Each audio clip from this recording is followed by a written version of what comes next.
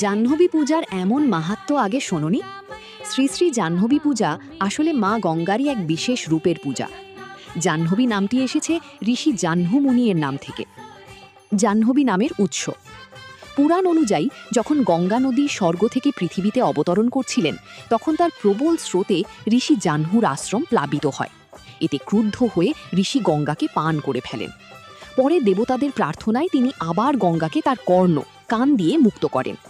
এই কারণে গঙ্গার আরেক নাম হয় জাহ্নবী, অর্থাৎ জাহ্নু মুনির কন্যা।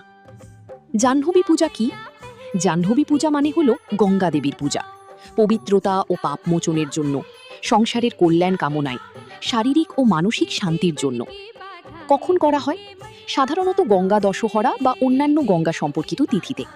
অনেক জায়গায় চৈত্র বা বৈশাখ মাসেও এই পূজা প্রচলিত। কিভাবে পূজা করা হয়? গঙ্গা জল বা পরিষ্কার জল দিয়ে পূজা, ফুল, প্রদীপ, ধূপ নিবেদন, গঙ্গা স্তোত্র বা মন্ত্রপাঠ, কখনো ব্রত রেখে পূজা করা হয়।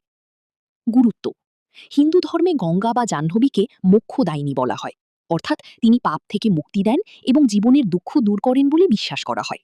ভিডিওটি ভালো লাগলে একটি লাইক করো আর এক্ষুনি চ্যানেলটি সাবস্ক্রাইব করো এরকম ভিডিও প্রত্যেক দিন দেখার জন্য। ধন্যবাদ।